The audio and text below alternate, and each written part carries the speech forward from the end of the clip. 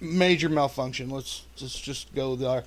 Let's start talking about what we're going to talk about tonight. Major malfunction. Sorry. I was channeling Arlie Ermy. What kind of show is this, anyway? So, anyway, we're talking about the end of the world and all its various weirdness that is the world of darkness and its take on that particular subject. So let's jump right into this. Eric, you know the job. Huh? What'd you say? Yeah, since you know your job, now it is your turn to. Oh, we're taking turns and shit. All right. No, well, it's asking the first question. That's your job. Well, how about we introduce everybody real quick? Oh yeah, that's right. Sorry, Eric. Of course, my wonderful co-host, Sara. Wonderful lady Hello. who's helped us out on more than one occasion. And we have an interesting guest tonight. We have Molly, who knows absolutely pretty much nothing about what we're talking about. So she'll provide that point of view to us. Yeah. That's me. I don't know anything. Well, hopefully by the end of the night you will actually know some stuff. Let's hope. Yeah. Well, that's part of the reason I do the show is that I get to learn new shit. And if everybody else gets to learn new shit too, that's cool. All right. Yes, the crew has just rolled up into the chat. So, Eric, my man. All right. So let's start at the beginning. The first game. The one that when this book came out, just everybody got pissed off about, even though they knew it was actually going to happen. Yeah. For years. Since 1991, they knew it was going to happen.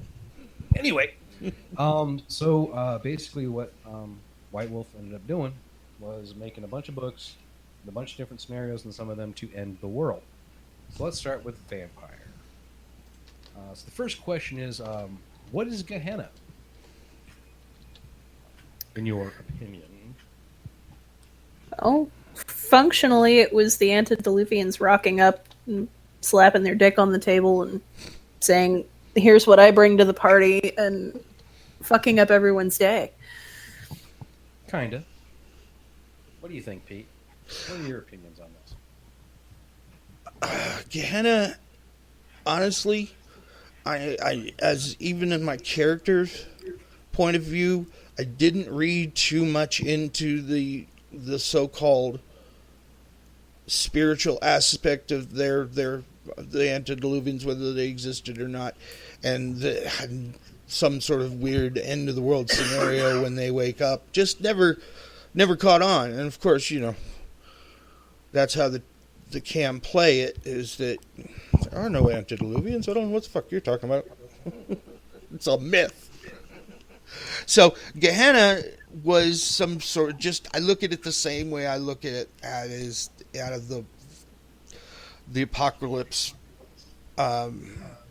Armageddon from the Bible.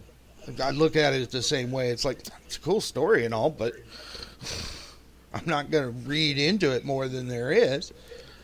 Yep. Cool story, bro. All right. So, since the Sabbat know that these guys are real, like, because they ate two of them, yeah. So, for our new player, Gehenna is the end of the world for Vampire. Speak into the mic. It's the end of the world for Vampire. Basically, there are 13 clans. Each has a founder. Those founders are very powerful, and they can only subsist on the blood of their children. So they've been asleep for a long time, and when they wake up, they will eat all of their children. They wake up hangry. Oh, yeah. Basically. But I don't think they're specifically, the only ones that were specifically meant to kill the children of that particular clan was the Niktuku, which are the Nosferatu nasties. No, you're wrong. Okay. It's really simple. There's 13 clans. Each has a founder. Gehenna's when they all rise up and eat everybody. Like Cookie Monster. Yes, like Cookie Monster. The Niktuku are servants of Absimilard, who was Absimilard, Nosferatu. yeah, okay, you're right. And they've just been chilling around, going around killing people for a long time. And If that is in fact a good way to chill, let's just go kill people. No, Baba Yaga really screwed that whole section of the world up when she woke up.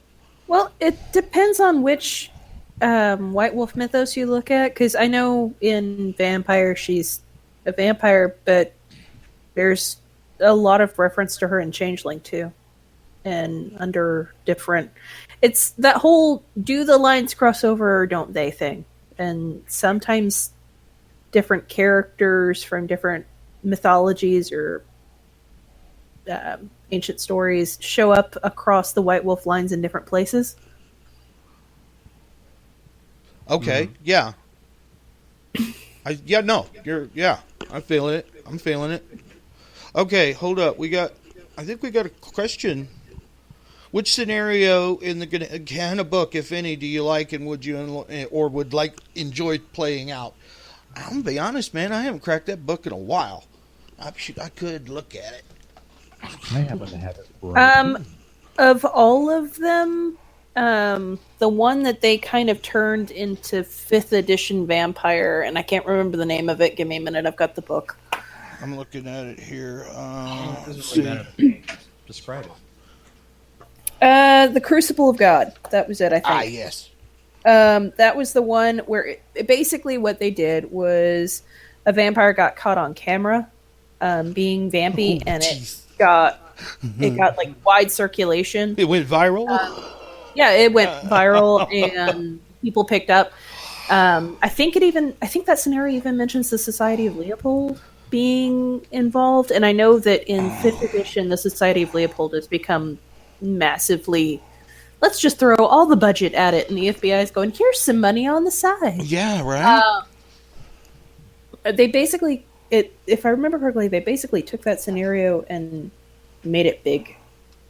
And took out some of the crazy magic-y shit that happened near the end of it with the vampires realizing, hey, we've been found. Let's go fuck shit up. I think the only kind of splat in any of White Wolf that genuinely benefited from being found out was the Changelings. Yeah. In one of their scenarios, they get found out and everyone believes again, and they're like, oh, I'm high. Yeah, right? This is a rush. People believe in me. I don't have to go die in the cold. They do anyway. Okay, Eric, I think you're talking, dude. I can't tell. Yeah, unless you speak directly. No matter how happy they are. Do you play Changeling? Do we have time for me to explain the reincarnation absolutely. cycle? Shit, yeah. Well, go right ahead, because I know this, but go right ahead. Okay, I didn't know. She might like to know. Changeling seems to women tend to gravitate towards Changeling. So the reincarnation, death, birth cycle thing they've got going is not so much that they die, but that their soul goes to sleep in a specific body and then leaves when that body dies and reattaches to a different soul that's compatible, either down a genetic line or just someone that they think is in some way compatible in whatever fashion. The basic idea is that eventually, right now we're in autumn, which means all of the power of belief that was so strong in the past that fueled Changeling existence, still fuels Changeling existence, is waning, and eventually autumn will become winter and everyone will be fucked except for some Thaline and some Redcaps who really want this bad.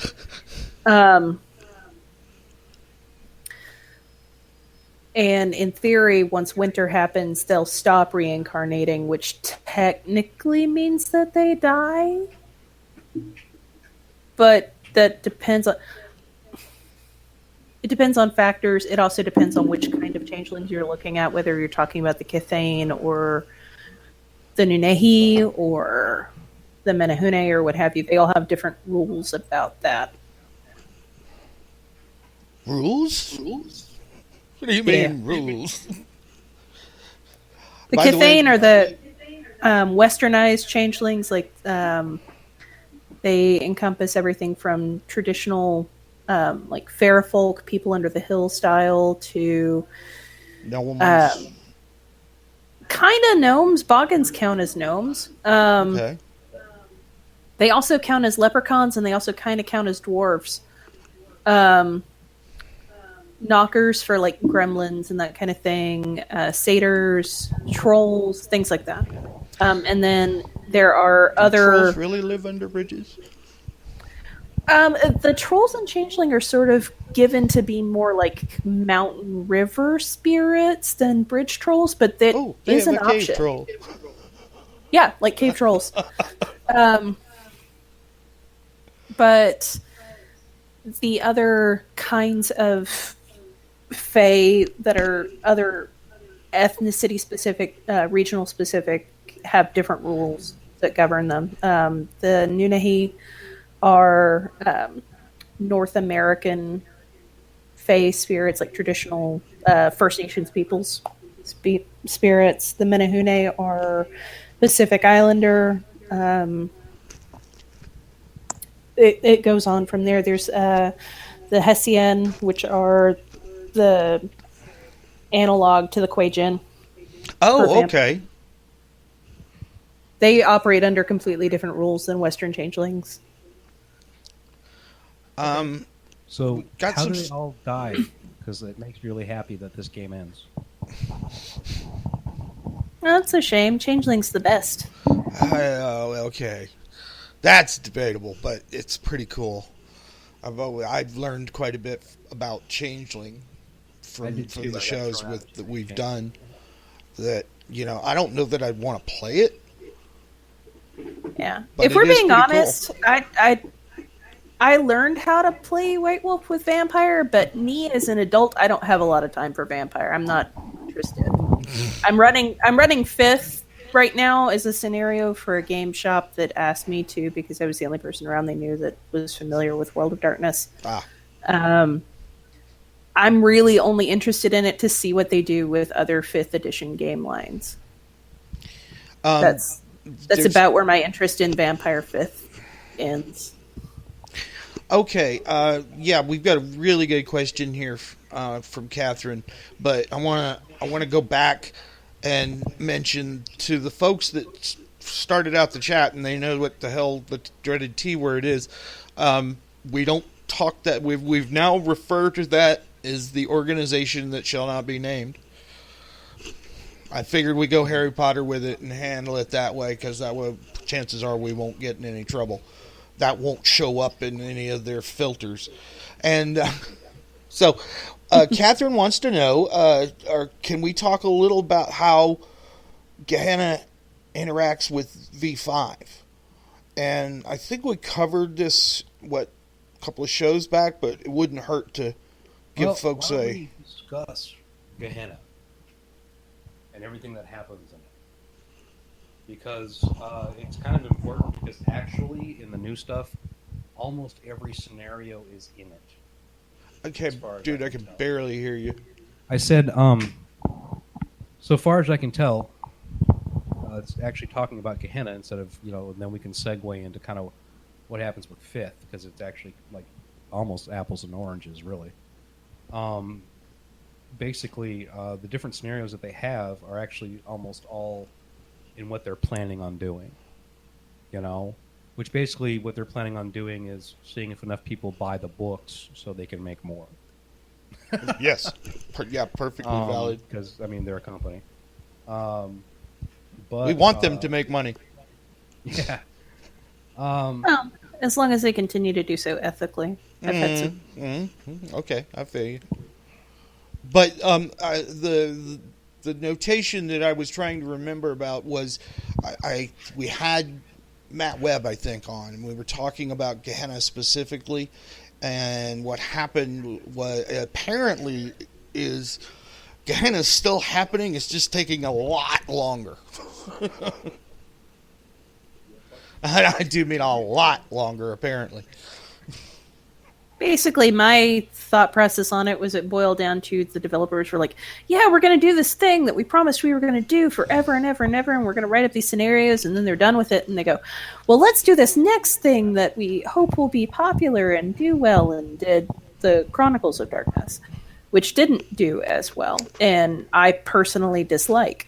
So Okay. they went, oh, well, no, wait a minute. This didn't turn out as intended. Let's see if we can go back to milking some money off this other thing. No. It didn't happen all at once like we said it did. It happened over however long, and we can keep eking money out of people. Actually, that happened for a reason. But that's another thing. What was And them again, has to do releasing with all money. the They killed. I mean, one of the biggest reasons, at least as far as from the rumor mill that I was involved with, people weren't playing very often. That's what really? it boiled down to, at least as far as I remember. And that was one of their reasonings for it. The other one was that, I mean, honestly, the whole thing was getting way far away from what it was supposed to be, and then what it originally started off with.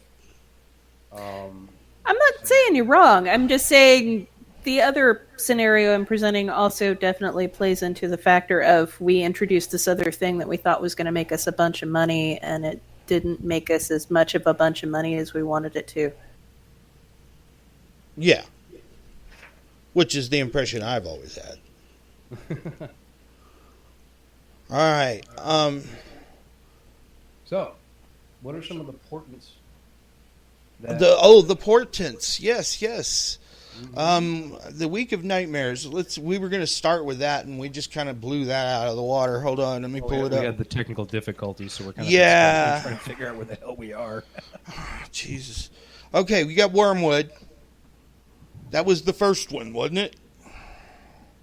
There's not really an order to them. No. I'm talking about the different signs that say the end times are coming for Gehenna. Oh. The thin blood.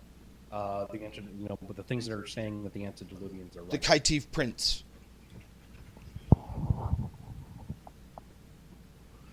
But there's a lot of other stuff here that's, there's like one thing per 1, 2, 3, 4, 5, 6, 7. Yeah, there were one for each day of the Week of Nightmares, quote unquote, which you either love it or hate it. Some people not so happy with it, but it's always. I was peripherally aware of it when it was being released because I was playing at the time, but I wasn't playing Vampire at the time. So I had friends that were telling me about, all this stuff is happening. I'm like, that's great. In Changeling, it just means that everything's all fucked up in the dreaming. Oh, yeah. That sounds good. And then I have friends that played Mage as well who were, look, the Avatar Storm, and everything's all screwed up, and the Umbra's real messed up right now. And I'm like, sucks to be you, kid. Yeah, basically. So the Wormwood, that was the one that the Guru were all freaked out about.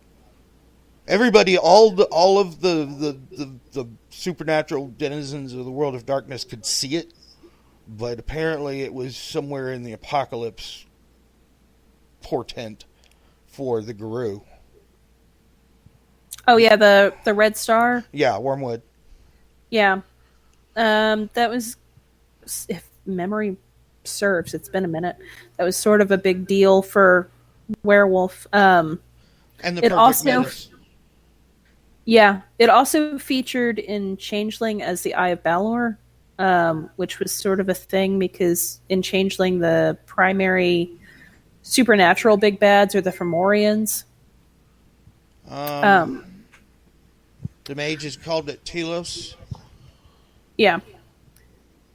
And in that, Balor was one of the leaders, one of the generals of the Fomorians. And so when they were seeing the Eye of Balor, it was a big deal because they were thinking their enemies were gaining a great deal of power and were just going to come and trounce them. Just real quick, Into the Wilderness there in the chat is not pretty much, that's exactly what I'm talking about right there.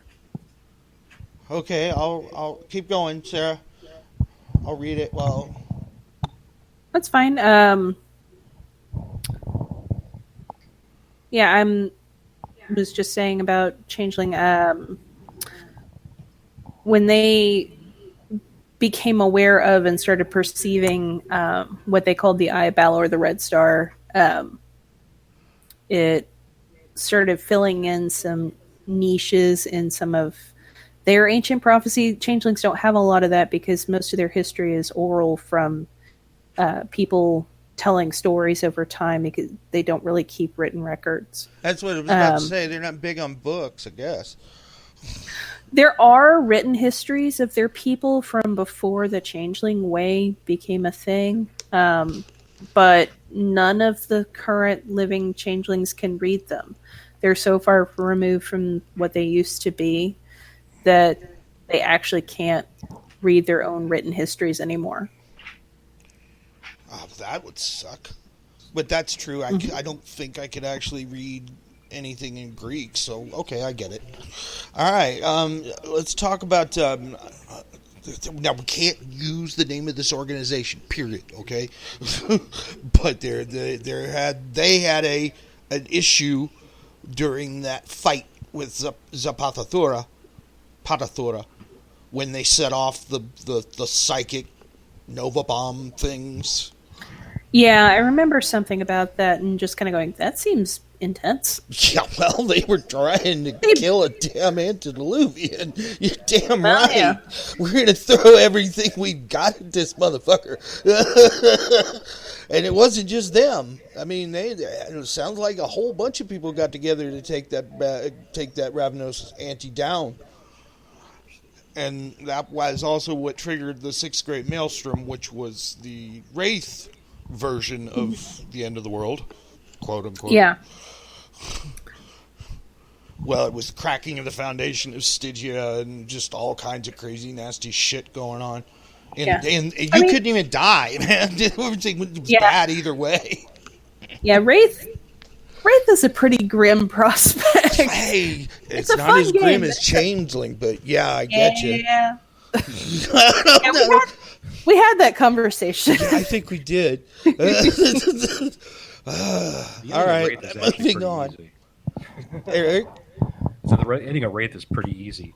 But yeah, well, since you're discussing kind of the Week of Nightmares thing,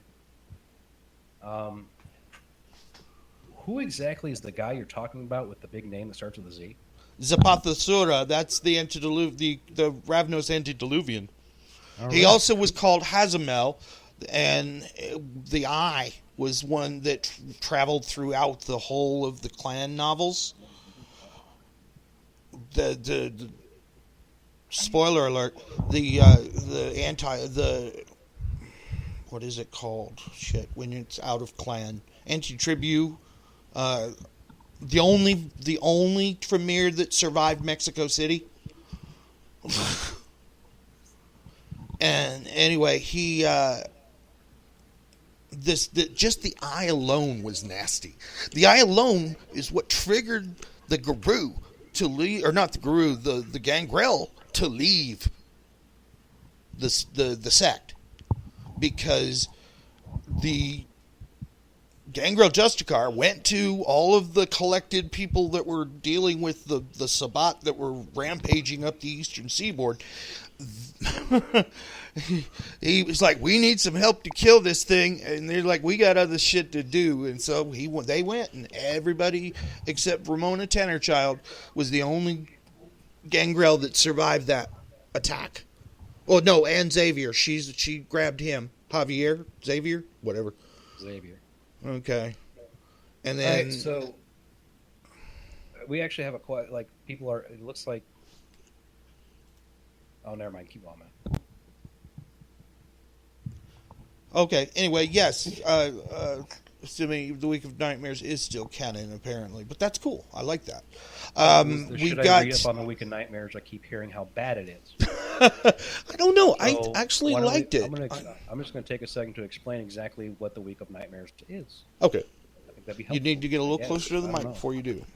I said it. I'm trying, man. I don't know. He's basically eating the mic right now. I'm so sorry. This particular one just really blows. basically the week of nightmares. What started happening is they call it a week because roughly, but it was roughly a week. But I think it was like 10 days. yeah, out of nowhere, the big star, Anthelios, comes out of nowhere. Everybody sees it. That's a supernatural. Except humans.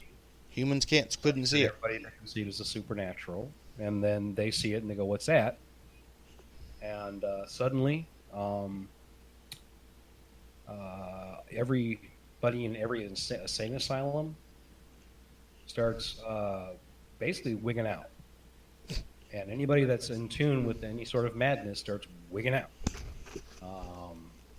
And then the antediluvian wakes up, and when that happens, Ravnos go crazy, and they start diablerizing each other in a huge feeding frenzy of death and destruction, which pretty much takes out the clan for the most part. Now, they had to they had to destroy this dude. Mm-hmm. So all of the supernaturals got together to form the Super Friends. Mm-hmm. Including the organization? Exactly, the won't name. And pretty much got, all the biggest, baddest stuff, and they took it out. They destroyed it with, like, basically the sun and a nuke and Qui-Jin running around. And they killed it with fire. Yeah, orbital mirrors. Way cool. Yeah. So basically, and then after that, everyone's kind of like, okay, what just happened? Yeah, because this was what was it, Bombay? Yeah, it was somewhere in India. I don't remember. It was, yeah, and all of this going on did not get not noticed by the rest of the population of that particular area. So I'm not exactly sure how they finally did. So you don't. You didn't see what you thought you saw. Don't worry about it. I'm sorry. Go ahead.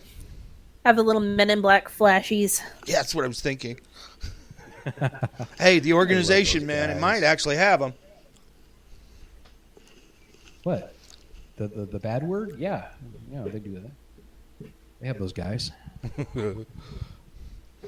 Okay, and then we've got okay, yeah, and the death of Zapathasura was cracked open. This is for you, Sarah. It cracked open some of the long sealed trods. Yep. Yeah, it cracked open a whole bunch of trods, which was bad news, and it let a whole bunch of Fomorians through from places where they'd been locked away really, really far in the deep dreaming, and they just came to fuck up everybody's day and basically eat people's souls. That's basically how changelings feed, is that they eat little pieces of people's souls. Sometimes they, build them up a little bit before they eat the pieces off. Fomorians just go in and take out big bites and don't really care what's left. Okay, yeah, we had a real quick question. I thought we'd covered it, but there are a couple of Ravnos, but they're not really a clan anymore. Kind of need more than 3 people to have a clan. As far as the new stuff goes, the only ones we know about are the original ones. So everything else right now is up in the air until books come out. Yeah. Oddly enough, that's I'm looking forward to some of those. May actually start buying paper again. Okay, and of course we had really, the mages got out of fucking Week of Nightmares light. Comparatively, they really yeah. did. They saw Wormwood, but they couldn't really. It's like, well, what's that? And they still had to deal with the Avatar storm, and that's a thing. Yeah, that sucks.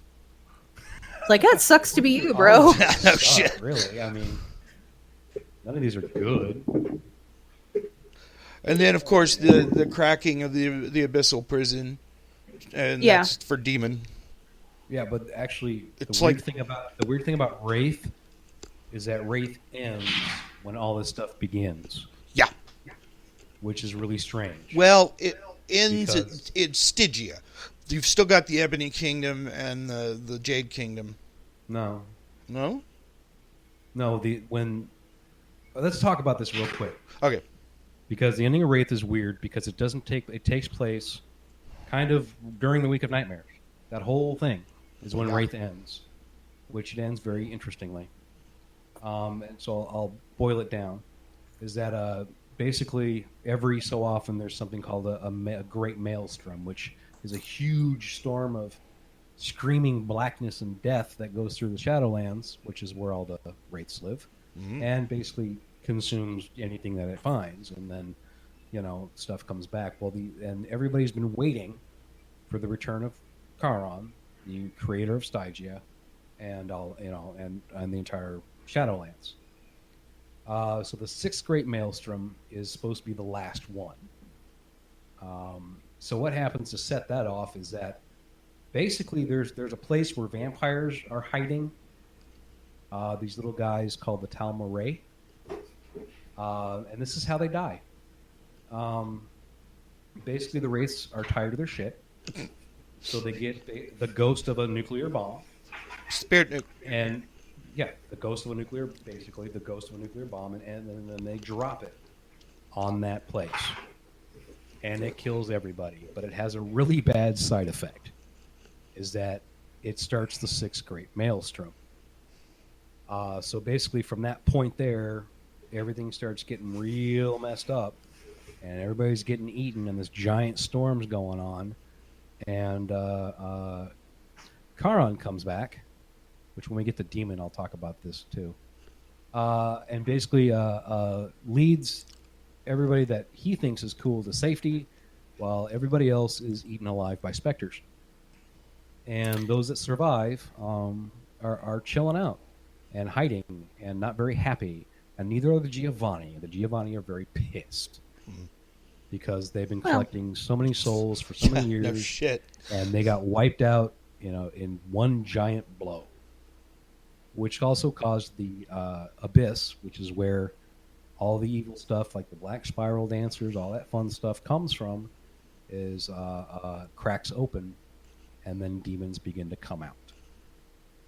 Okay, we need to step back for a second. Sure. We got a question. Sumi wants to know if the spirit nuke was helping Pentex. Absolutely, it had nothing to do with anything besides Wraith. Well, I know that, but I mean, did it help the machinations of the Pentex Corporation? I guess that's the way that's... It has. I don't really understand because it's like apples and oranges, I guess. Okay. Well, anything that in theory would aid the worm in any fashion by enabling corruption would benefit Pentex in some fashion. So pretty much any bad thing would help them. Yeah. I mean, I suppose, but it's like kind of Because it's a different game line, it doesn't mesh as well. But well, it's that you always you have the Umbra and the Shadowlands, right? And which is of course called different things and different, but basically that's what it is. Now, you got the near Umbra, far all that stuff, but regardless, it's kind of like two separate things. Okay. well, technically, depending on how you look at the cosmology, the Shadowlands is part of the Umbra. Is it? Depending, in Werewolf. It gets really weird, basically, in Werewolf. But then again, Werewolf also has a realm called the Gateway to Arcadia, which, as far as the Changelings are concerned, is not in fact the same thing, because Arcadia is their homeland that they can't Get back attain or access, and the werewolves are over here going, "No, man, we found the to. doorway. We got it. You want me to take you?" Sure. Go on. Bring a friend. Yeah.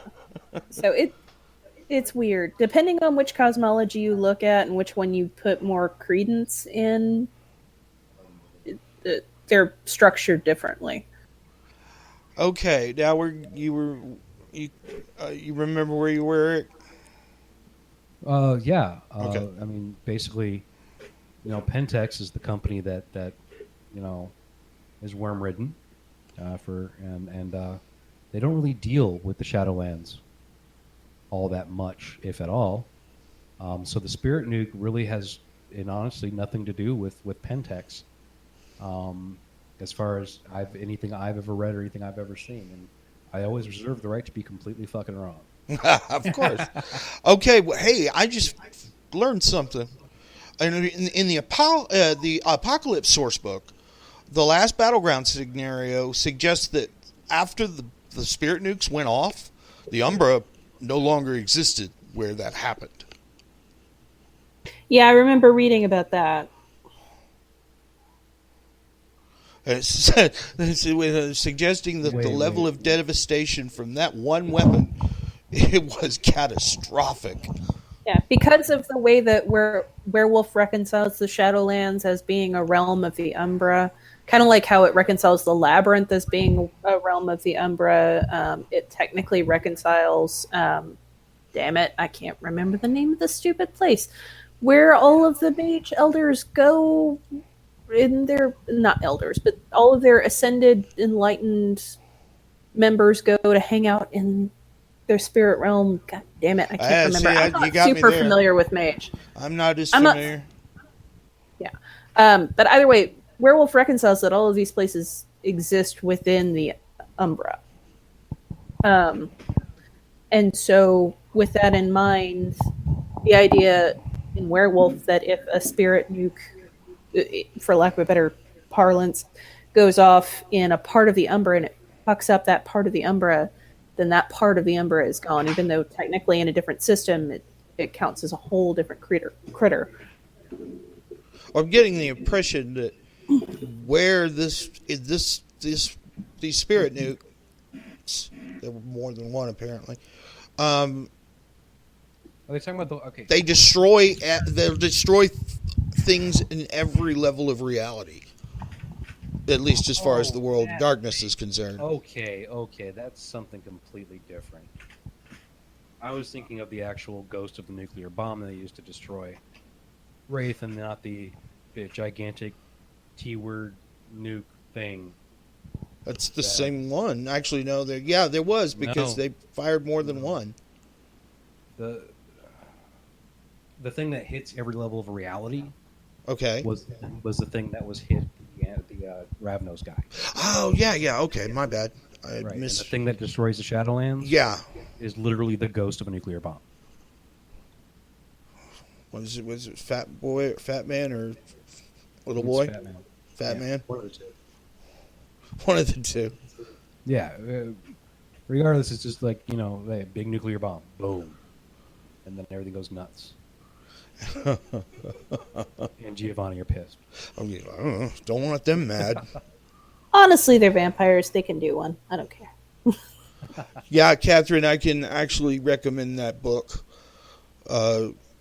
Most of the Week of Nightmares comes out of the Knights of Prophecy book, so that's why I assumed it was part of the lead up to Gehenna.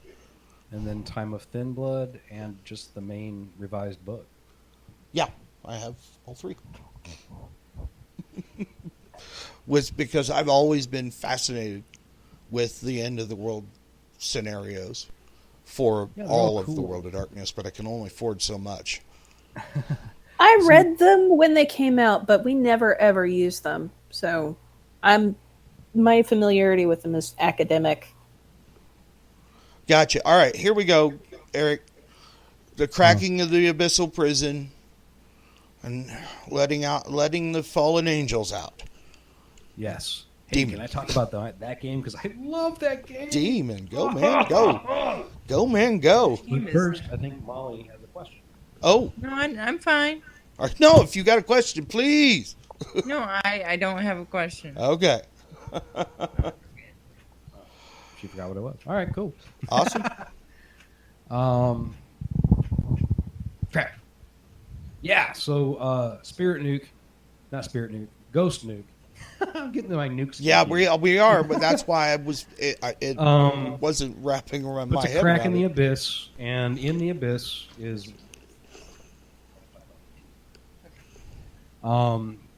crack in the abyss, very small crack, but that's just enough for all of the angels that were kicked out of heaven and have been there for, well, ever, kind of saw this little light and were like, hey, what's that? Hey, check this out. And then it grew bigger and started growing bigger. And then they started escaping. They're like, hey, we can get out. So they do it, and then they escape. And then they're on Earth going, this sucks. I'm going to die. I don't know what's going on. And they find the nearest human that resonates with, whoever died resonates with what they have. So they start like hooking up cadavers and, basically they take over people and they merge with people because that's the only way that they can keep themselves in the plane of existence. But it has a really bad side effect of they forget that they're angels or they're demons for the most part. They start taking on what's the best way? It's like it's almost like a hidden memory, like a repressed memory. So the demon lives inside of a person, but that person's personality overrides the demon until the demon becomes more powerful. And then basically stuff starts from there. You get the return of Lucifer, which was interesting. Which automatically, if he exists, then God has to exist too, which is really weird. That's a debatable thing. They don't really get into that all that much because they have a weird skew on it that basically what happens is whenever God got mad at all the demons, okay, punished them. The way he punished them was before then reality existed on just a ton of different levels, it was just multi-layered, like the same thing just existed all at once. Yeah, the Changeling describes reality before the shattering like that. Right, because basically this is kind of what the shattering kind of was. And basically the only time you have that God's ever mentioned is cursing Cain. The angels take whoever they wanted to with them to cultivate them on their own, and God got mad and then made all of reality static, and it shattered a bunch of stuff. And so he rage quit. Yeah, he was like, all right, fine. Bam. And then, the demons were existing, doing demon stuff, and, eventually, we got tired of it. So they're like, okay, since you guys can't behave, you get to go in this big hole and live with each other for eternity, all mad. So if you take a whole bunch of mad, hugely powerful creatures and put them in a hole where they only have to deal with each other for basically ever, you get some interesting things coming out of there. There was a French philosopher that said hell was being locked in a room with your friends for eternity. Yeah. That's actually that fits pretty well. It's kind of like exactly what you thought. That's interesting. I cannot remember that. If anybody in the audience knows who said it, I would be cool. I'd really like to know because I know he's French. I know he's a philosopher, but it's one of my favorite quotes. Right up there with. Oh, go ahead. I'm sorry. I'm just saying right up my quotes as far as that. And, I'm the only white guy in Jerusalem, and they run out of wine. But basically, Lucifer comes back in this big display in the middle of Los Angeles. He's like, "Hey guys, what's up? Peace out," and then he just disappears again, and nobody knows what's going on. And that'd be weird. It is, but that's what happens. And as the crack widens, the lords and dukes and everything else of hell begin to come out, and they're Beelzebub really, really bad guys.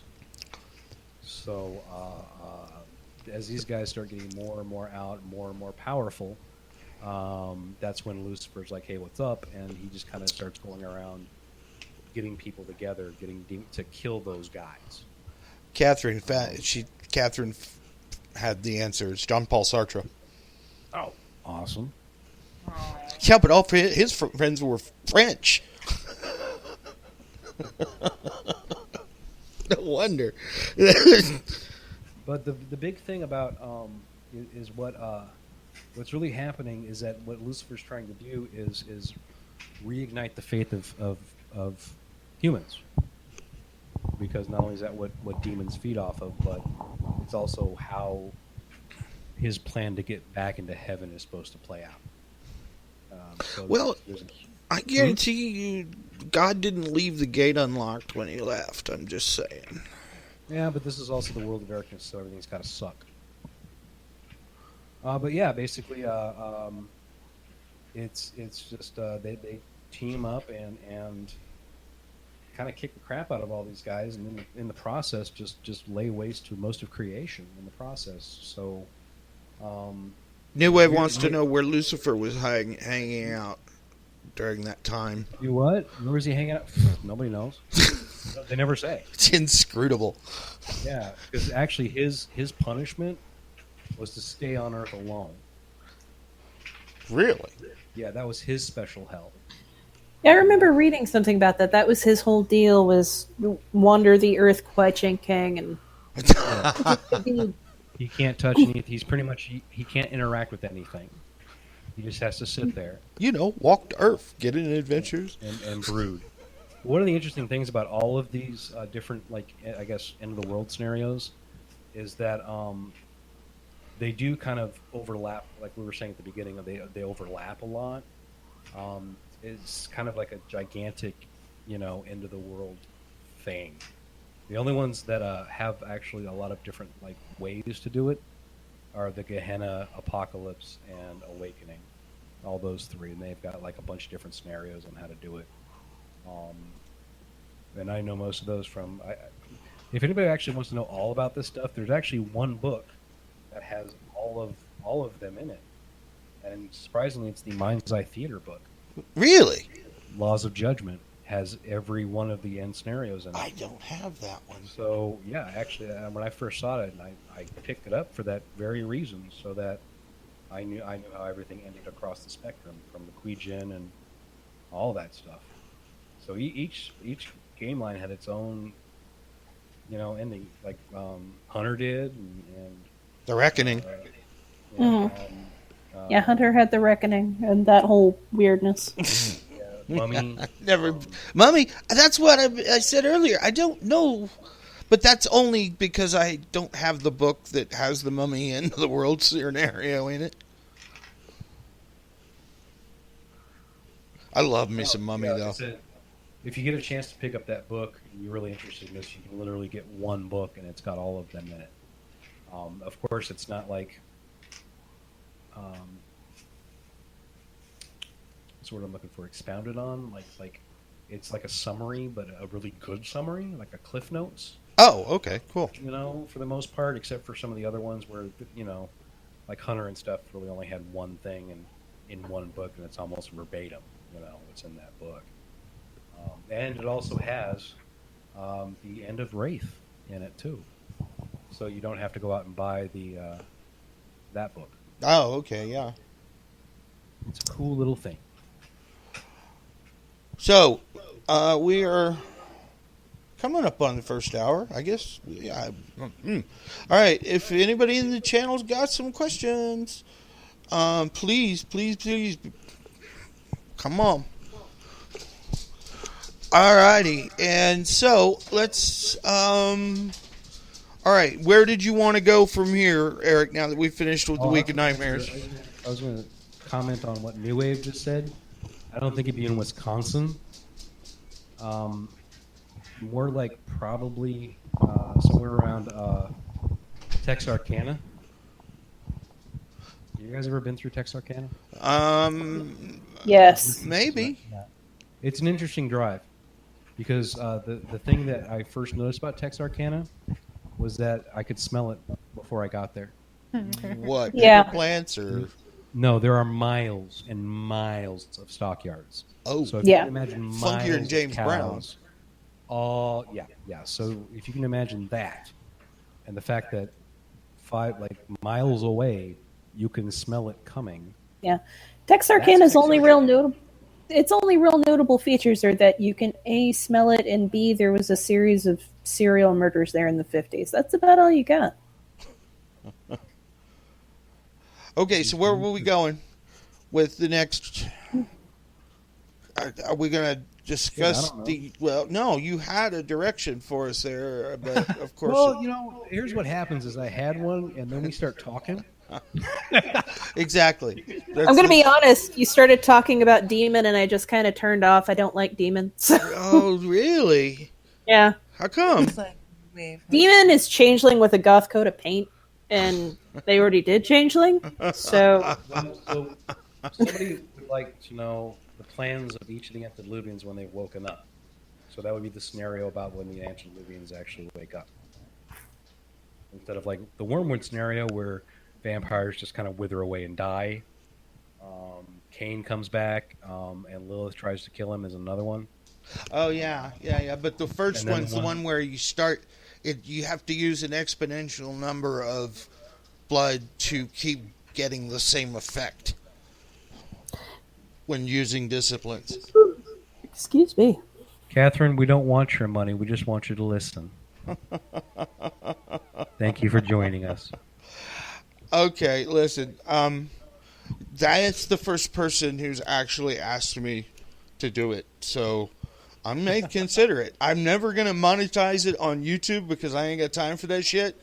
They have a seriously fucked up code of conduct thing that you have to sign when you ask them to start giving you money. And then there are words that you can't use, or they'll cut the monetization off. And I'm like, I ain't got time for that foolishness. So I will put up a Patreon. I didn't think anybody would be interested. Oh, in helping right. us keep going. That would be great. That would be great. So I will get on that tonight, and I'll post it in the card of this show. Because I don't know if everybody in the channel knows this, but they added a new feature earlier this year that we had talked about way back. Was does the chat log go over with the video when it processes and goes into the archive? And it didn't, but apparently they heard me because it does it in real time. So if you're listening to the show, the comments come up the way they would during the show.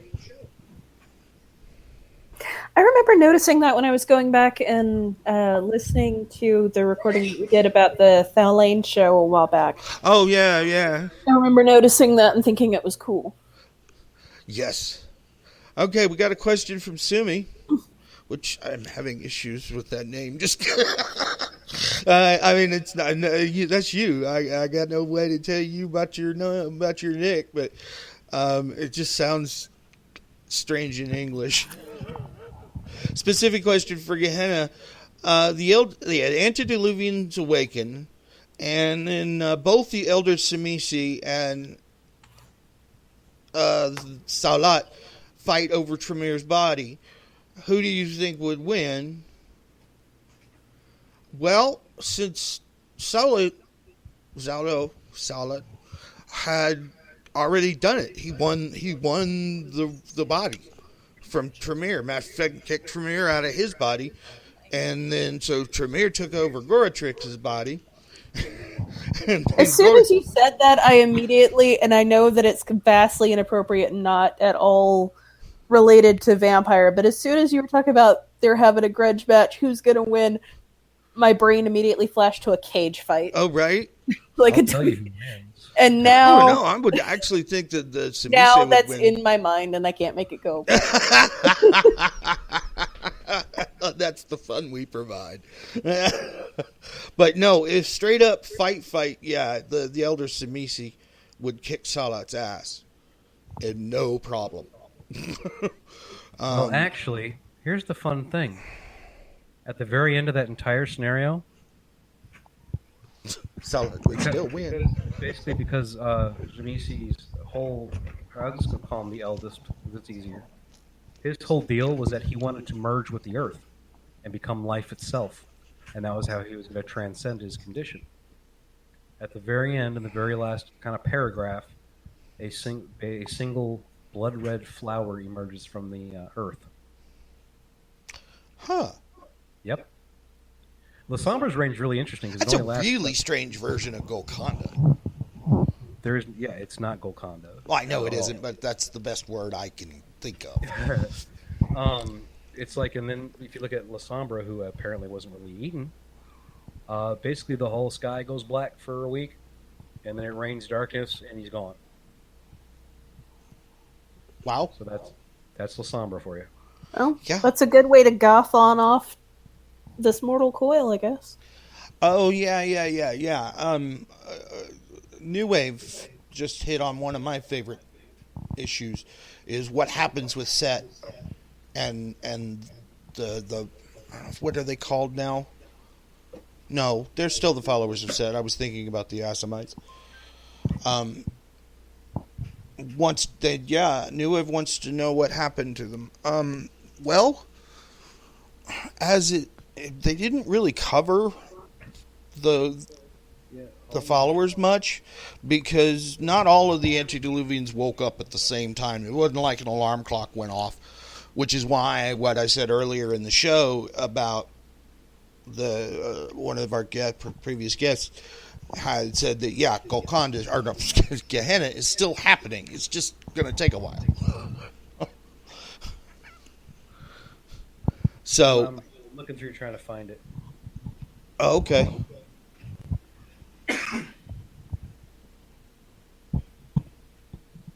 Because I'm not sure if he's in Gehenna or if he's one of the things that started the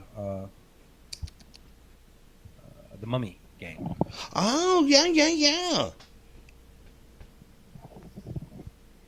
Because I think that it was some sort of weird awakening that kind of nobody really noticed, unless you were Horus or Set.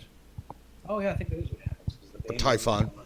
Yeah, that is what happens. Okay, that's what happens. Is it becomes the game Mummy? Yes. That's what happens to the followers of Set and Gehenna? It becomes the game Mummy. Okay, so Mummy doesn't happen until after they. Yeah. I mean, it basically part of Mummy is fighting off the followers of Set, basically. Mm-hmm. Well, they're both from the same area of the world. Yeah. And mummies are funky about their domains. Well, I don't want to use the word domain. They're their abodes, and they get real upset.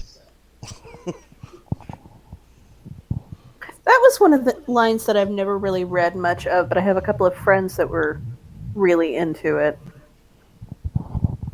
I do. I like it. It's if you want a power play character, that would be one of the better ones. Just saying. That's not really how I play, but I had friends that really enjoyed it. I've always even the folks on the show have mentioned it. Mummy's OP. It really is. And it was out of balance because they kind of threw it together real fast, as I understood it. So they didn't really think through some of the shit that they're capable of doing. There's a lot of balance issues in the World of Darkness in general, so... There's two things. One, there's no such thing. Actually, there's no such thing as game balance. It just doesn't exist. No. It'll never exist. Two, these games were not designed to go together. But see, I don't believe you. They all use the same dice system. They all use the same character sheet, basically. They all exist in the same world, therefore you can, in theory, do the thing with any of them. Crossover, yeah. We, at my table, have run crossover games with various splats for the better part of 15 years. Here's the thing. When these games were originally designed, they were not meant to go together at all. It was not a World of Darkness. There was not. There was vampire, and werewolf was a glimmer in the eye. Mhm. Werewolf comes out. People dig that too. Then things progress more. Mage was next, I think. Yeah, and that was a pain in the ass when it came out. Yeah, right. Because those guys are pretty OP too. Yeah, the whole thing about OP in the World of Darkness is that, first of all, you have to understand that these games, even though they have the same dice system, their powers and everything else and themes were not meant to cross over. Like, period. That was not their intended, like, when they were making these. No, but as they refined them. If you want to go as far as the most powerful splat, it's demon. Because they're literally, your powers are literally creation. So I would argue with you. Yeah. I'm thinking mage, man. No. I would say changeling. No. Because if you look at unleashing and you look at the ability to call upon the weird, you can reform reality to such a degree and in as many ways as very, very high-powered, high-magic mage games, but without anywhere near the same kind of backlash. Because let me explain this. These are the guys that created everything. Literally. like I said, Demon is changeling with a goth coat of paint. It's pretty much the same critter with the same, like, oh, we've had the power to create reality. We are the things that were the original creators of reality and the shapers of reality. And now we are diminished in various ways over time because of either long-term imprisonment for Demon or because of waning human belief in the need to protect ourselves from the power of disbelief. I'm actually, what I mean is the actual physical, like, powers. I get that. If you look at the beginning of Changeling, that's what they do too. By the way, Into the Wilderness pointed out that it wasn't until we got to New World of Darkness that they actually were actively trying to allow them to interlock. Yes, the second World of Darkness was actually designed to work together. Yeah, from the get-go it was designed in that fashion. And the original definitely wasn't originally designed in that way, but as it went on, they definitely made the pieces with the intention of interlocking. And it's up to the individual players and tables whether or not they want to use those pieces in that way. But they're all of the mechanics and bits and pieces are there. Oh, So yeah, the mechanics and bits and pieces are there. You're right. But there was actually a whole other book that had to be written on how to cross them over, and it didn't work very well. no, I mean, I think you're you right. and I can sit here and argue about it all day, but No, all right. point is Moving on. that Moving on. eventually they got to that point, and Moving on. Let's get back to the end of the world. Okay. So, what have we hit on? Hunter and Mage, we really haven't talked much about as far as its end of the world scenario. Anybody got any either book or knowledge? Well, the other thing is that Mage's ending also had multiple endings also. So it's always that thing of figuring out which one you like and go with it. Which that is one of the kind of cool things about this, is that it gives you a choice on how you want to do stuff. And me, I love choices. I like choices a lot. But I mean, basically, it's everybody fights for reality. All this cool stuff happens, and oh gosh, there's a lot of stuff here. Sumi wants to know about the apocalypse. We haven't really covered that much. We've kind of tap danced around it.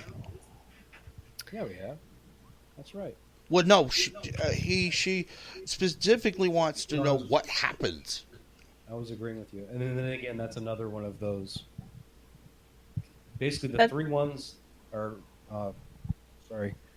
no, it's fine. Mage, werewolf, and vampire have multiple endings. There are multiples listed in the Time of Judgment book. I'm looking at it right now, actually, for the different scenarios in there. There aren't as many multiples. Each of the named Gehenna, Ascension, Apocalypse books has 4 or 5, I think. Yeah, 5 for And- Gehenna. In the Time of Judgment book, each of them has, I think, 2. Yeah. They have a lower key, things aren't as terrible, not everything is on fire, and a high key, oh shit, everyone's dead and everything's burning. Yep. Basically. So, but specifically, That's what always makes this a weird subject, and that's probably why this is the first time we've ever done it, I think. Is this the first time we've done this? What, the end of the world? Yeah. Yeah. Okay, cool. Because there's so many different ways that all these games end. Yeah. So saying, how does this end is always hard without going over absolutely each individual way everything ends. You know? I don't know. We can maybe cliff notes it down a little. The basic, if you look at Werewolf and just sort of cliff notes it down, it goes from everything is low-key terrible and we're just all gonna kind of die off and we failed our spiritual mission, so we're just gonna go kind of quietly limp off into the sunset, to everything is on fire and everyone is dead and everything is oozing green stuff and this is terrible. The one I like the most in Werewolf is the Ragnarok scenario. That's fun. Yeah. Everybody's just beating on everybody. Yeah, that's just that's what Werewolf does best for the murder hobo set that plays Werewolf, is everybody's going to beat on everybody. That's not how I play Werewolf. No, most of the folks that we've had on the show don't play that way either. But I've heard of them. That's not how I play Werewolf, but I have friends that do, and that's basically their scenario. Is everyone's just going to go beat the shit out of everything else, and it's going to end real bad by the time we're all done. To be qualified here, in Werewolf the Apocalypse, is there a worm wins ending, and how does it go? All of them are variations of the worm wins. The most terrible of them is basically the abyss cracks open and all the nasty stuff crawls out. The earth is just oozing green pus, basically. I mean, I'm paraphrasing. Yeah. Because I was actually just looking at that right as you were saying it, which I think is the Great Black. Horrific as it is. It's the beginning of the end of all songs. The deaths of billions of humans and animals. Yeah. New Way points out that she likes the one where the second tribe falls to the worm. Yes. Any of the worm wins, people screw up scenarios are sad and depressing and entertaining by default because of the sad and depressingness. I think that's the point of the entire World of Darkness. Let's just see how much angst we can generate. If you want to make money off D&D, then the game exists. Yeah. I'm messing with you. I got you. Realize that. I actually do have a lot of fun with Changeling. I like to give people crap about the game, though. Okay. You are welcome to, but I will get unpleasantly defensive, especially when you start talking about liking Demon, because I really don't like Demon. So, is it a religious thing, or is it just No, it's you had a perfectly good thing that already did this thing, and then you decided not to endorse it anymore, and now you're doing this version of it that you're like, yeah, but now this is cool because it's goth and it's got darkness and black eyeliner and leather. I'm like, God damn it, every thing. Venom denizen, apparently that's the standard uniform. Hold on. My brain is hurting a little bit because that's what this game was. That's what this entire world was made from. Not all of it. Goth guys chilling out and playing 40K. Yeah. Well, yeah. Yeah, but if I'm being real honest, those kinds of dudes get on my last nerve. Oh, right. Then you would have hated me in my 20s. Oh, see, but you've improved yourself. That's a good thing. Yeah, I don't think he really has improved himself. Yeah, that kind of thing gets on the very last an nerve. aging goth. Well, yeah, just like me. I was a first generation goth too. I was wearing black in the 70s, man. Black and highlighter, and we got beat up at the punk show. Oh yeah. I've got nothing gonna against suck. the punk music and the eyeliner and all of that because I'm I'm waiting- sitting here wearing all black right now. My issue is the like. I'm a t-shirt so- goth guy. There's a mentality that comes with the gothiness that tends to be really, really pretentious, and I am allergic to pretension. I have spent too much time in art communities I don't put up with it. Yeah. I am allergic. So I love you. exactly what That's you're talking awesome. about. That's awesome. So, okay, Hunter. Did we cover Hunter? Just as a let's hit them all kind of thing. I don't think we really have, other than saying that the reckoning was a thing. It was past tense or Yeah. Well, it's a thing that happened. okay.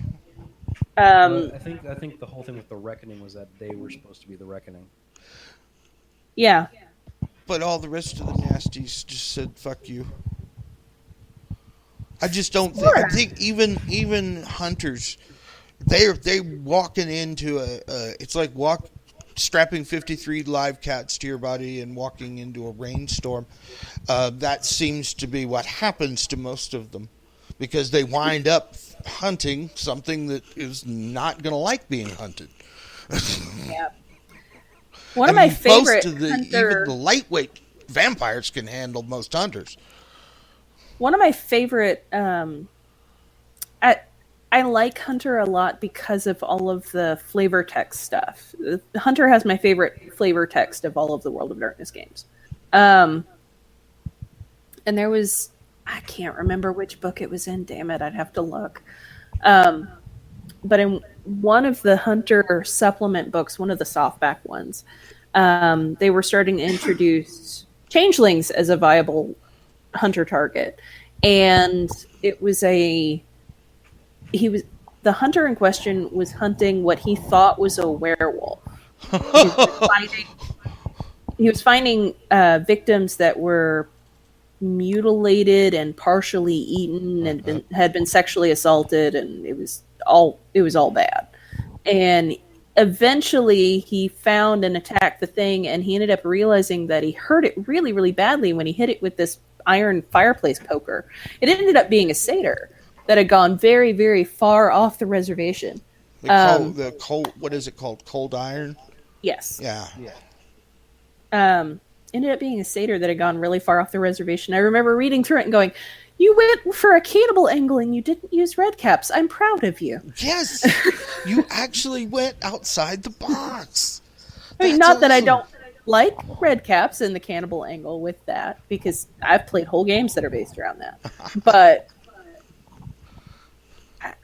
I was proud of them for going that extra mile with the flavor text. I mean, just with the changeling shows we've done, it seems like most people will play knockers or red caps. That's about it. I like red caps a lot. I don't play them the way a lot of people tend to, but I tend to play mostly red caps and boggins. Oh, okay. Eric, you still with us? Nope. Yeah, I'm right here. Oh, okay. Thought you might have fallen asleep or something. No. How's Molly doing? Is she not feeling? I don't want to want her to just feel that we're listening. ignoring her. I'm just listening and learning and not knowing if I can really add anything. Well, I mean, You can add things by asking questions true and that. I don't asking have for any clarifications. Fair enough. Well, if you don't understand some of what's being said at some point, or something sounds interesting and you'd like to know more about, hey, that thing Would you you just like said. to know more about? Click right here. Yeah, basically. She's gonna Feel go free full to Starship interrupt and Troopers. say, "Hey, you, tell me things." Okay. It Oh, looks wait a like minute. Sumi wants some feedback on an idea. Sure. Yes, eat them all. I kind of There. This one's for you, Sarah. Okay, Simi I wants can't to see know it right is, now. huh?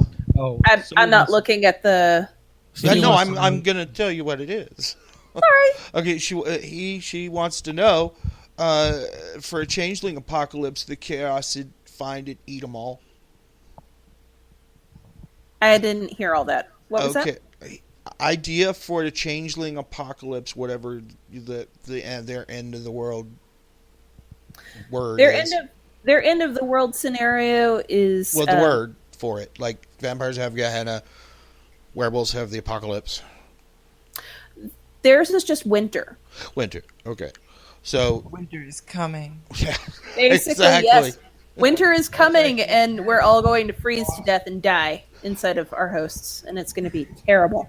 The Chiasid, am I pronouncing that right? Chiasid? I think they're called Chiasid. I'm not Yeah. sure. I'm not super familiar with them. The concept is the Chiasid find and eat all of the rest of the changelings.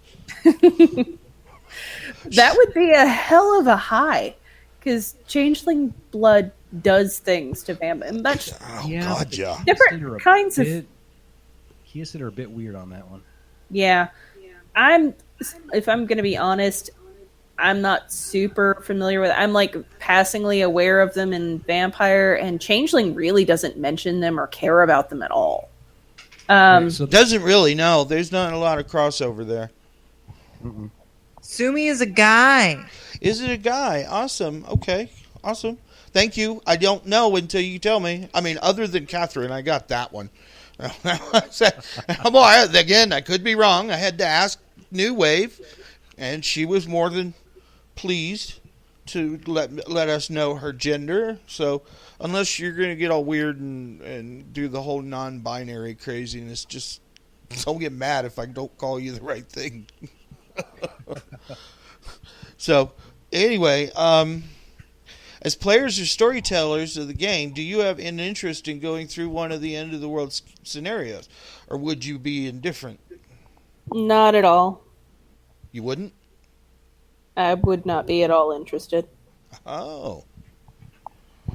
So, well, I actually wrote one my own. You just cut out. I'm sorry. I said I actually wrote one of my own end of the world scenario. It was my attempt to get a group of the separate members of the world of darkness to work together to make sure the end of the world doesn't happen. And the only way I it can't doesn't tell if it's my feed cutting out or yours. Okay, I can hear everybody, so and no stuttering, nothing. no. And it's Chiasid is apparently There was for a little bit. Okay. How about on the channel? Can you guys hear us okay? I know you're on about a 30-second delay, so we'll find out here How shortly. about I'm going to hop out and then join back in. Come back. Go for it. All right. We'll keep going. All right. I guess we have to talk to you now, Molly. So how of now we've given you sort of a broad outline of the various splats. That's the word that is used for each of the core systems. So you've I guess you've been exposed, Eric. You've been exposing her to vampire, yeah. Yeah. So, And but she was actually listening one of the nights that we did one of the maid shows. Okay. Yeah, Mage is fun too, I think. I've never actually played it, but I would love to. I think it'd be awesome. I'd play Cult of Ecstasy Mage. I got him written up too already. You back? Yep. So anyway, yeah, Catherine, it's called The Path to Stygia. I'm trying to get somebody to help me write it up for the Storyteller Vault, because I can't type very fast. I have neurological issues, so I'm sort of a hunt and peck typer. So I've been trying to get Victor to give me a minute of his time, and a couple of these other folks like Josh Heath. I want to see how he goes about, doing it. So I've been thinking, it's still on my desktop, dead center. So I see it every day. Guys, And I actually have run a couple of them just for the hell of it, one shots, board. Mm-hmm. The Wormwood one's actually really interesting and fun because it's one of those things of when you get a group of people together and lock them in a place, bad things happen. Which is, that's an interesting one. And then, of course, the kind of brawl for it all, we did that. That's whole scenario where they all rise up one by one, and which is really interesting too. Still wouldn't mind playing them out. I'm not opposed to the idea. It's just that, I don't know.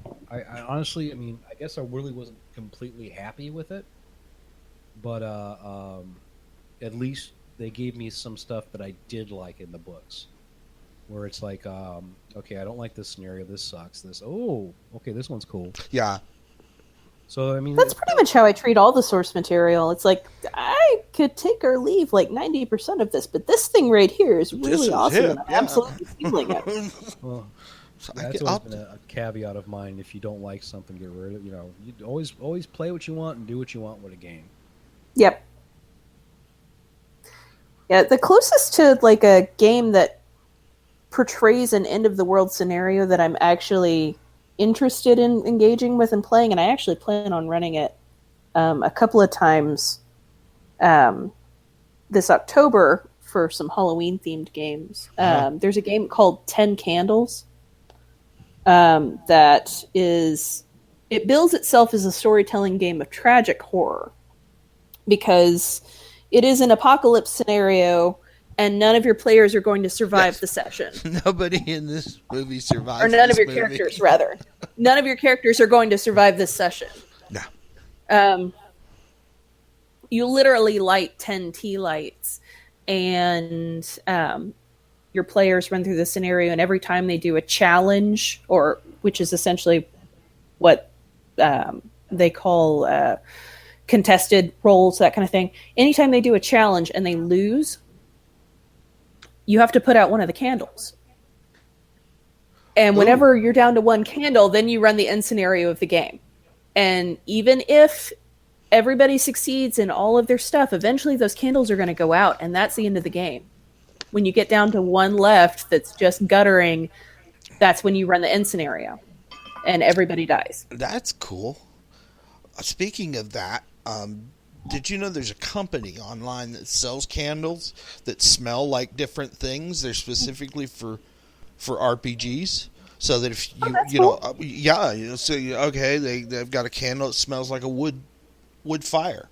Apparently they've even got a sewer smell candle, which doesn't sound like a whole fucking bunch of fun to me. But I was gonna say that sounds super unappealing. Thanks. Yeah, I know, but if my imagination. Yeah, but if your characters are trudging through a sewer, I can tell you, it would immerse them a bit better into the roles. I cannot remember the name of the company, but if you do a Google search, you should be able to find them. But they have all bunches of candles of all the different smells that you could even possibly come up with. Car exhaust, so it isn't just for fantasy stuff. They actually do candles for. Wilderness says this candle smells like a fart. This fart. That's cool. That's funny, and that was a good version of that. Way to go, Butthead. That's awesome. Yeah.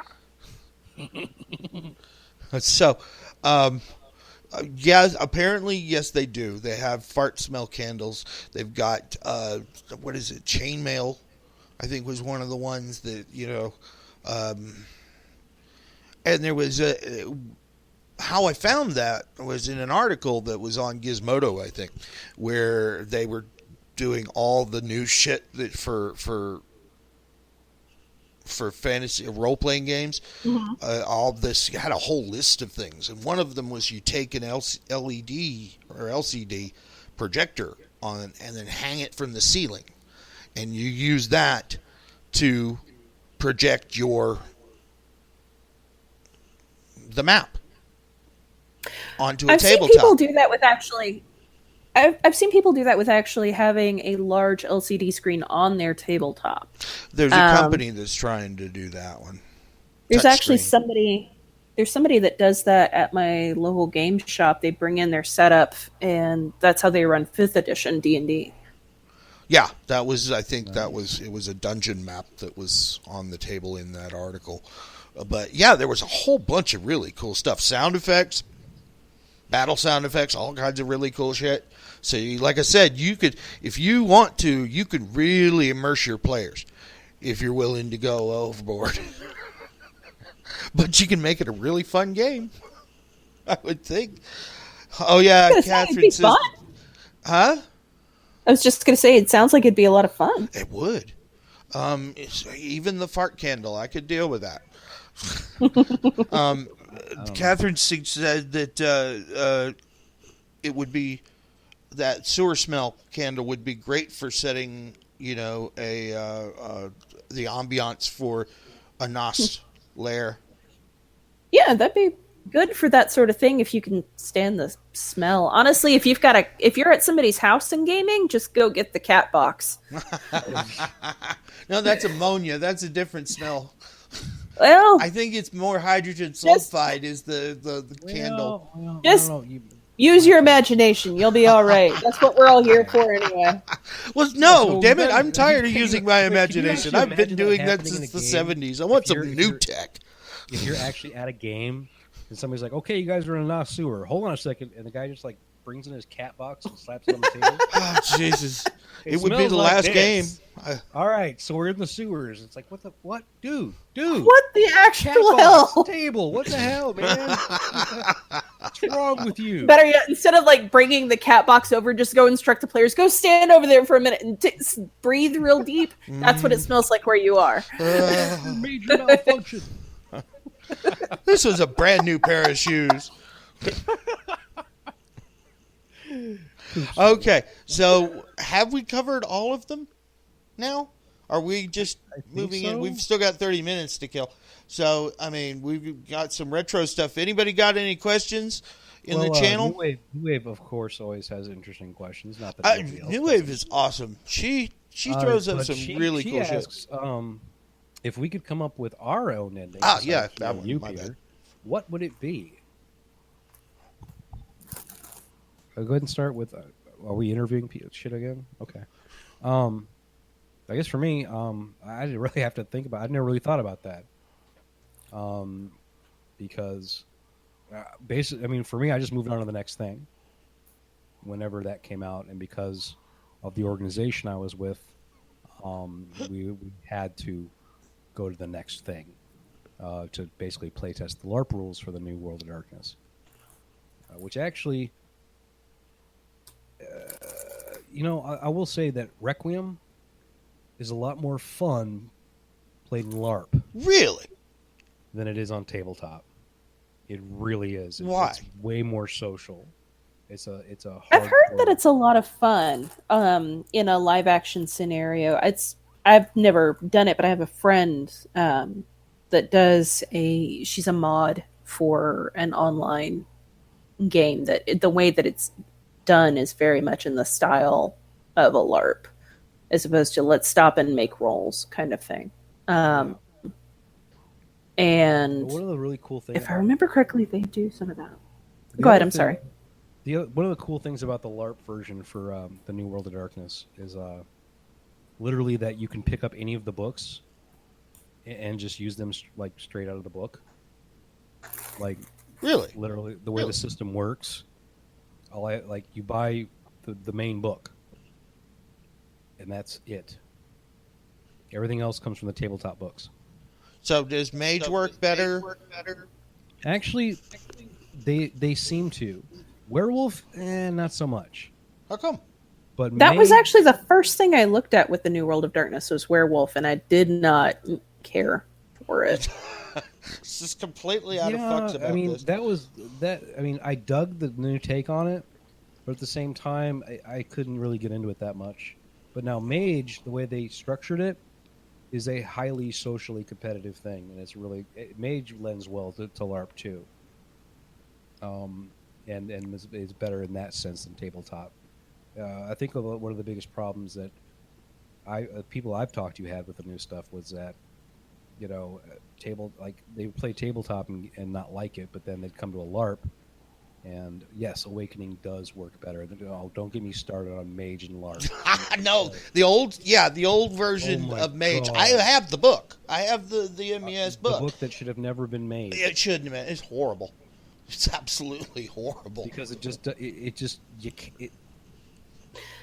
heard don't that. work. I've never tried it, but I've heard that same thing said by other people. Yeah, it just don't work. It doesn't. Not even on a concept, thing. Man. No, just no. Just no. Exactly. Into the Wilderness says that Forsaken is not well loved, but it holdouts for that. What? Oh, except it has holdouts for it. Now, I can't. I will say this. One of my favorite, I think my absolute favorite, I guess, splat or whatever in the New World of Darkness was the Changeling game. Because I liked so New World of depressing. Darkness Changeling that's what I'm saying. better than I expected. I love that game. It's so depressing. And LARPing that game, sweet. I was in charge of it I've for a heard good while. things about Changeling LARP. I have. I would never want to do it. But Should I tell my story about my Changeling LARPs? My sure, Changeling go LARP for it, story? man. This is why we do So this. when Shining Host came out, we were all eating it up and whatever. And I was actually at a small con that we did, and we were trying the new Changeling stuff. So they forced me to make a character. I wasn't horribly interested, but I made. Basically, I got in a lot of trouble with the character I made because what I did is I made an unseelie satyr who was older, a grumpus. Isn't that what they called the old dudes?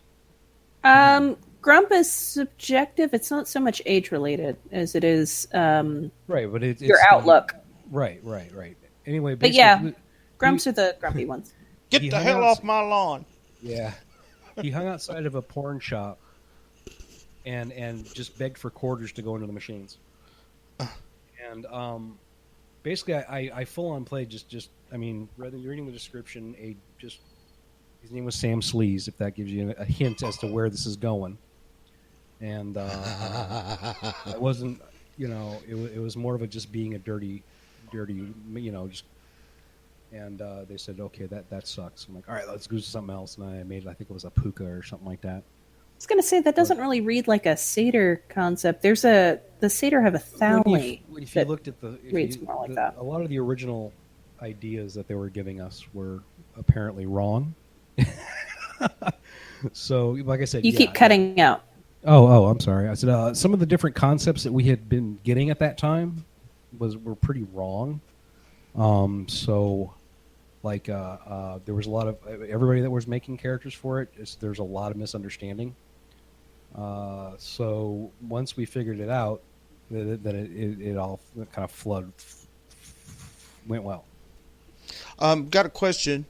Catherine was asking what we did during a LARP to resolve encounters, and You it's play rock, paper, scissors. rock, paper, scissors, Rochambeau. Yeah, Yep. Which I remember I that. don't get that because was awful. I don't get it if dice aren't exactly what you call hard to carry around. Okay, so the original when Masquerade was first turned into a LARP, it was back when they had those murder mystery things. Those were real popular. How to host a mystery. Yeah, The whole concept behind the game was to be able to play it and not be noticed.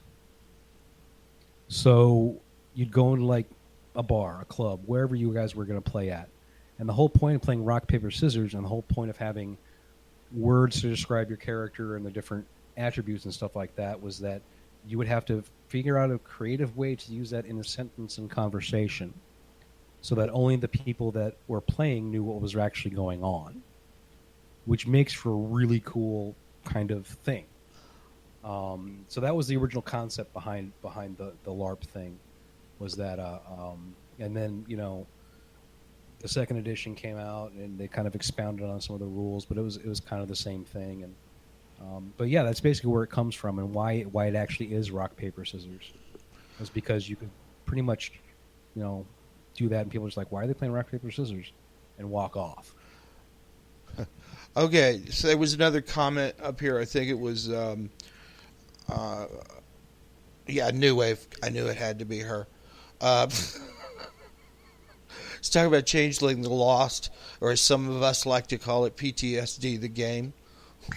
That was my problem with Changeling the Lost, is that you inherently have to play somebody who's been victimized and isn't really working at getting over their victim trauma, and that makes me uncomfortable with it. Like, I really like the character creation system, and I've stolen that and played with it in Changeling the Dreaming, actually. But the meta plot behind Changeling the Lost I don't like, which is why I don't run it or play it. But I've stolen parts of it for other things. Absolutely. Yeah, when I remember, that was an issue too. That is always one of those things of course, you know, tabletop and your friends and everything else goes one way. But one of the things that I always noticed, especially while playing the actual, like when you actually play the game, what happened to you before you come out of the hedge, you don't really know about. And it's really good to just keep it that way. And that's basically what I found from running the game. That's fair. Sense, you know, it's like, hey, that place sucked really bad. We're not going back. We're going to kill them. Let's just not talk about that anymore. Exactly. And that's fair. Yeah. I can appreciate that stance on it. I just, though, it may just be a flaw in the writing style that is resolved at the table more. That it's written very much with that whole victim mentality in mind. That it made me uncomfortable because it felt like, let's try to capitalize on that. No. Catherine, Out of all that's a really good question.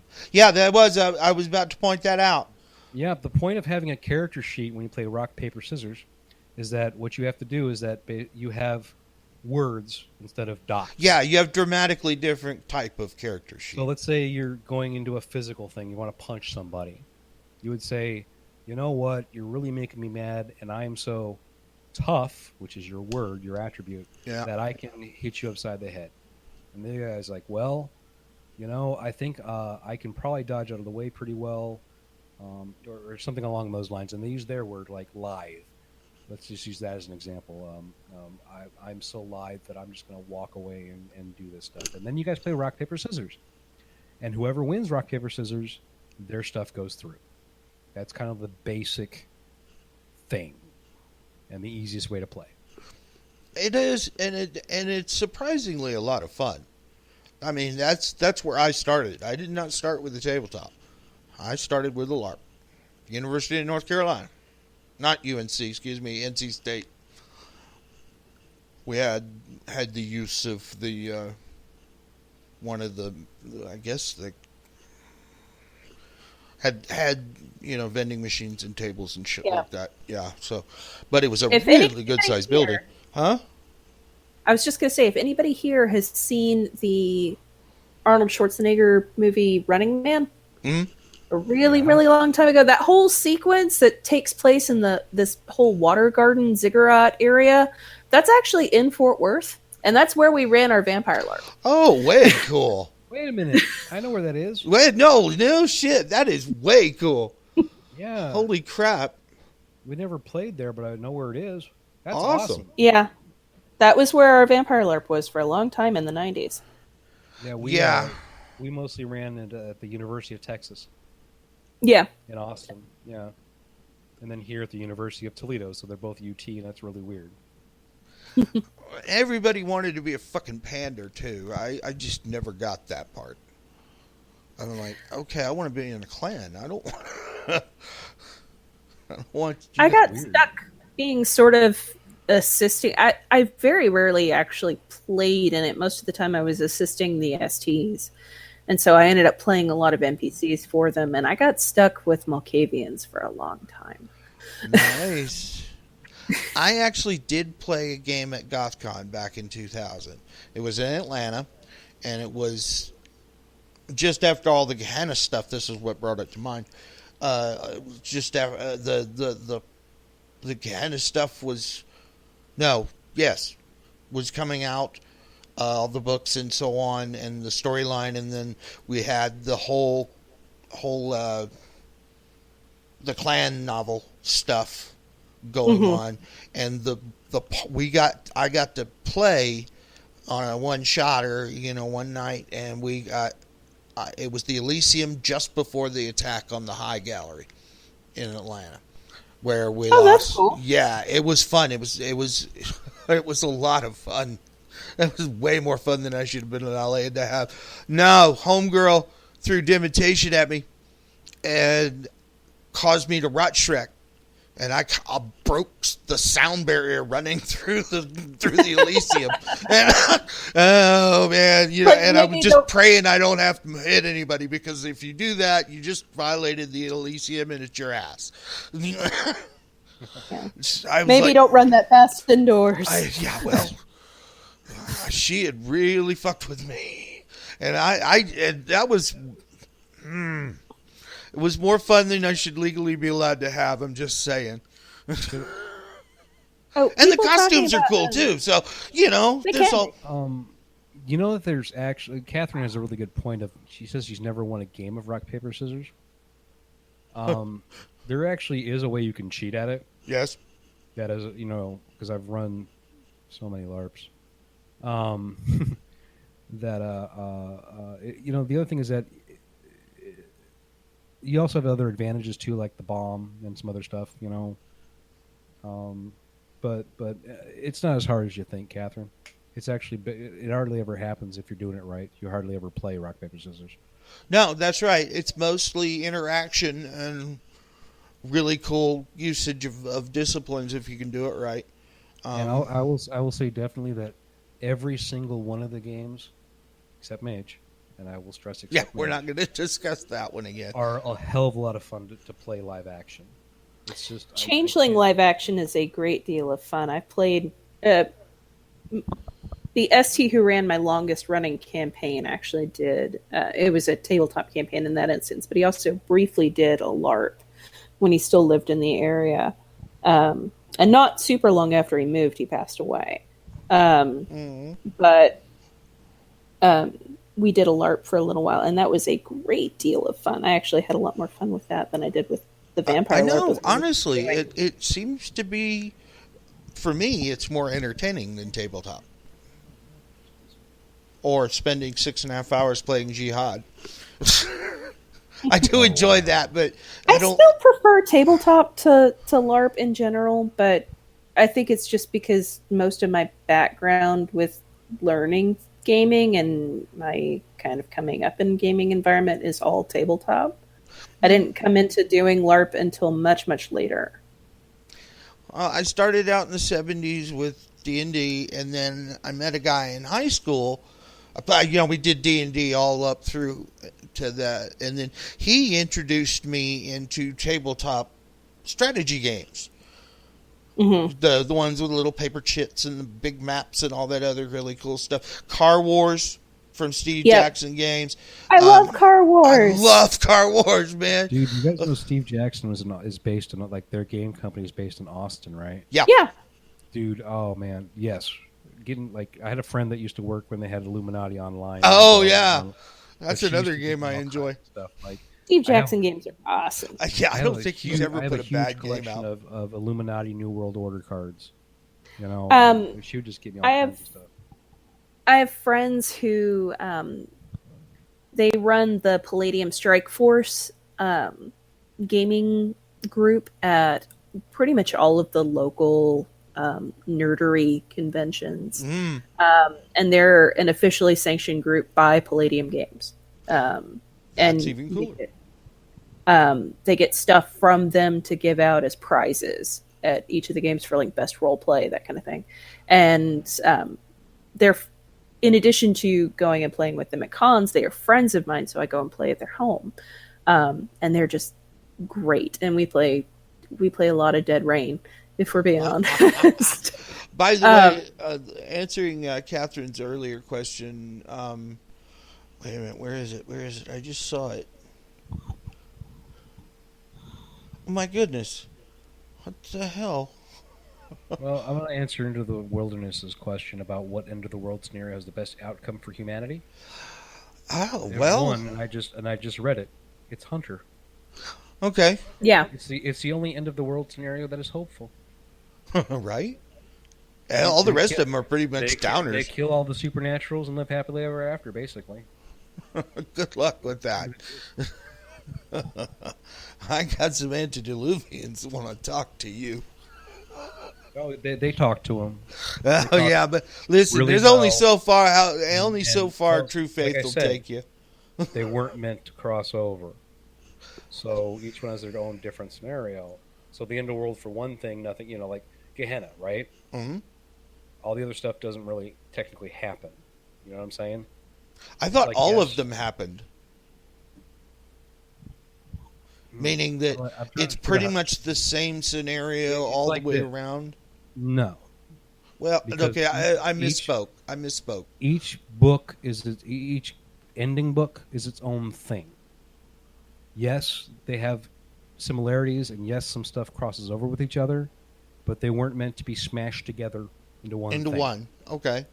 But this is the Then my end of the world scenario is probably not going to work. No, it's not. No, it's not that you. I'm just saying that that's what they intended. Do whatever the hell Of course, got you. Whatever you want can work. And if you can write something like that, that's really cool because I don't think I could.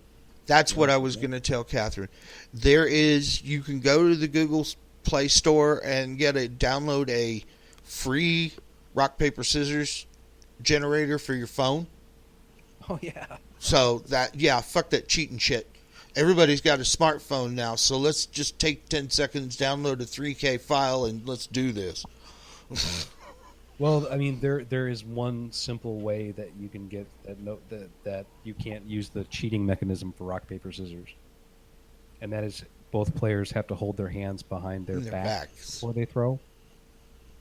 That's a good option. I like that. No, that's literally the only way that cheat mechanism, which I'm not going to tell anybody, can work. Is if both people have their hands behind their back, it won't work. Of course. Yeah. Sorry. No, Into the Wind, and it's not true faith, it's true faith. That's what I was trying to say, Into the Wilderness. And it's true. I mean, hunters, I've always wondered, can vampires have true faith? Yes. Yes. And not have it cause them aggravated damage? Or Technically, anything can have true faith. You can have true faith as a changeling, which seems counterproductive given your whole that's what I would think. With religion. You can do it as a werewolf. But does it work on all the point. other supernaturals the same way it does on... The system's the same. The thing is that if you're supernatural, it's harder to maintain. It can go away really easily. Yeah, you lose some humanity, and I guarantee it'll go away. Hold on, Molly has a question. Oh, What's true faith? it's that you believe in what you're doing so strongly that you can punch a supernatural and it will cause aggravated damage. And it also translates that into weaponry use, too. I don't know about guns, but, swords, baseball bats, tire iron. You're familiar with D&D and the language of D&D. It's like using smite as a paladin. Okay. That makes sense. I don't know. I'm just wondering about... no, never mind.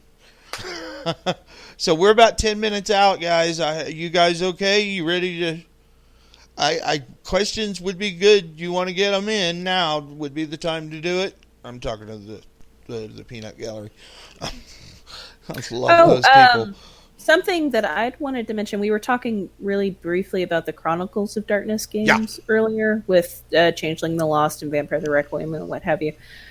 Like I said, I have stolen heavily from Changeling the Lost, and I haven't really cared a whole bunch about a lot of the other mainline versions, the named ones. But some of the other stuff that they did that was just a one-off or maybe only had 1 or 2 books, some of those were great. Oh yeah. I don't know if anybody here has ever looked at any of like the Slashers book. That is a lot of fun and really interesting. Oddly enough, that's not the first time that book has come up on the show. Promethean is actually fun. Promethean honestly, is excellent. You know what? The actual, in my opinion, the most fun is just straight up Mortals. Mortals is a lot of fun to run. We did a Mortals game. The Chronicle ran about 1.5 years, and it was a lot of fun. Did you get XP for driving to work? Interesting side note is when I was still working as a counselor, I would use the blue book, and have guys make characters, and they had a blast, because I would use it to kind of show different morality stuff. That's actually a really useful tool for that. Yeah, it worked great, and it was really fun because we did it every Thursday for Thursday's evening group, and they just would always say, "Hey, we're doing that this Thursday, right? I'm gonna be here this Thursday. No, I'm getting out Wednesday. Damn it, So, I mean, it was great. Just straight up playing Mortals. Because of also the way the other books for that are, like the ghost stories. And, the ghost stories books were excellent. We used those pretty heavily, actually, for our Mortals Giovanni game. and Wraith? No, there's a book. No, it's actual ghosts. Yeah. It's ghost stories. It's urban legends. It's all that, and they were great books. There was one about haunted highways and travelogue stuff. We used the hell out of that. Really that was gnarly great. twists on your classic ghost stories. And then those we used those heavily. Yeah, those were wonderful. There's also another one that the only other people I've ever spoken to that have ever used it are people in my group and maybe a handful of other people. But another book that they did that was wonderful, and I strongly recommend it if you want to have a really weird, really different roleplay experience. The Innocence book was excellent. Midnight Roads.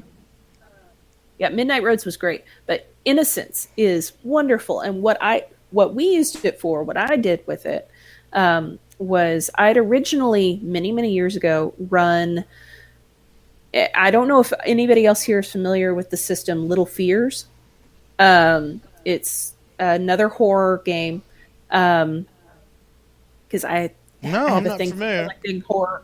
I have a thing for collecting horror games.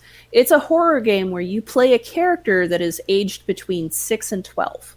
Oh no! And you face off against the creatures of Closet Land, which is, if anybody here has ever read the Neil Gaiman story Coraline or seen the film. I've heard of it, but I've never watched it or seen it or read it. Oh, go ahead and ask any question you want, Catherine. Yes, please do. Also, Catherine, I have a question for you. You binged 2+ years of shows? Oh, that's awesome! Oh wow! Yes. It has been that long, hasn't it? Yes. I think we're actually close to 2.5 years. I know. Oh wow! I knew this was going to work. I just knew it, and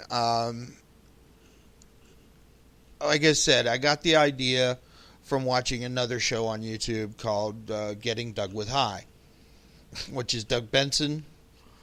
Stand-up comic, and what he does is he gets other stand-up comics to come on his podcast, and they just sit around the table and get stoned and talk about all kinds of really cool shit.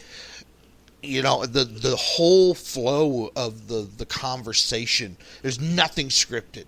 And he's got these little cards, you know, where he tries to drag everybody back on the topic sometimes. When you get, the higher you get, you know, the easier it is to go off topic. So I have the exact answer to Catherine's question. Go for it. There's actually 2 books that you can get to understand how to run politically in Vampire. One of them is called Midnight Siege. That's a good book. And another one is the Primogen one, Council of Primogen. Hold on, because let me look at my shelf here. Real quick. There you go.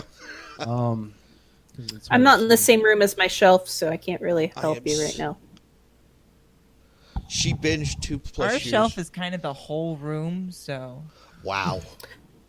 I have shelves, but they're full of DVDs. I have a 3-bedroom house. One of the bedrooms is the graphic novels.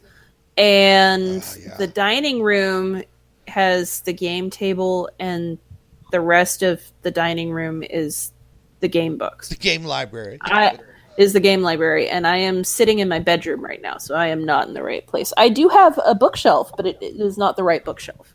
Sorry. Oh, and I just forgot the freaking title. It's called The Gilded Cage. And that one actually tells you exactly how to kind of do battle with influence in politics. And that's the entire book, is dirty tricks for dear friends, basically. Nice. And it outlines, like, Midnight Siege is how the sects war against each other, which there's political intrigue and besides straight up war. Council of Primogen is kind of really just, I mean, that's straight up Camarilla stuff. And the Guide to the Camarilla is okay, but it doesn't really explain the way the politics actually works. Political games are a lot of fun in the world of darkness. Well, and it's all part of the jihad. Well, I mean, not just for Vampire, but all of the other games have the potential for being really, really political and a lot of fun. The Changeling, I know, definitely does. Yeah, Changeling can make vampire politics look quaint if you're playing a high court kind of game. It's positively Machiavellian. It really can. But even, like, aside from Changeling, which is kind of my go-to for a politics game, Werewolf can be a really political game. And that's how we tend to run it, actually, is that it's an extremely political game. I don't know. I just don't imagine Guru voting for anything. There's no voting happening. Oh, there's no voting. Is. What are you talking about, voting? What's wrong with you? Voting. Yeah. Right. Oh, geez. Sumi also did binge listened to the entire library.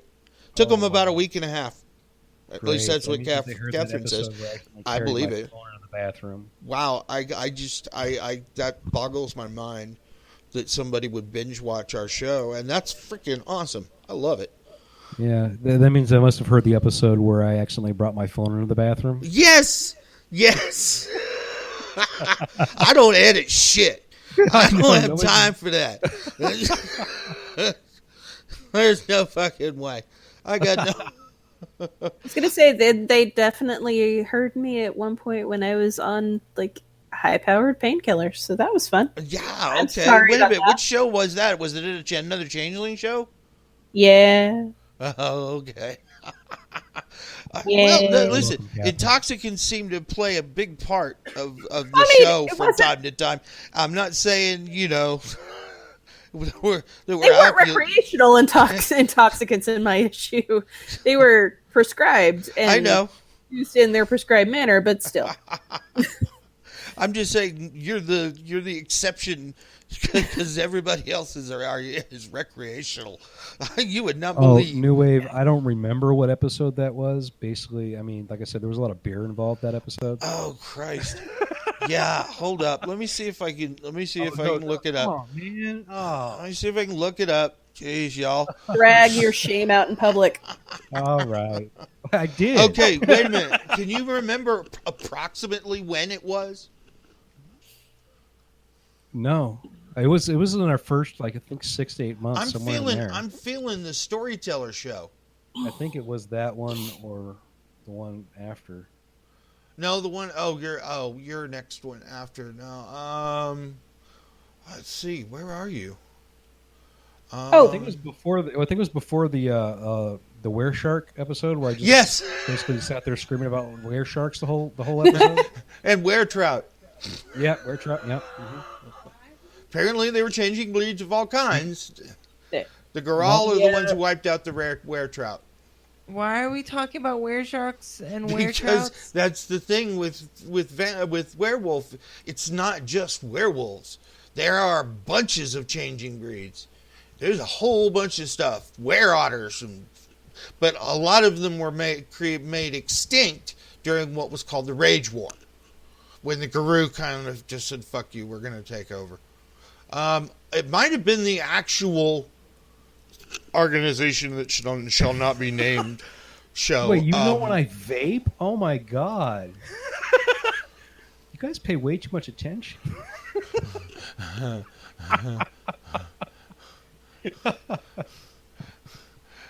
No, he's talking about me.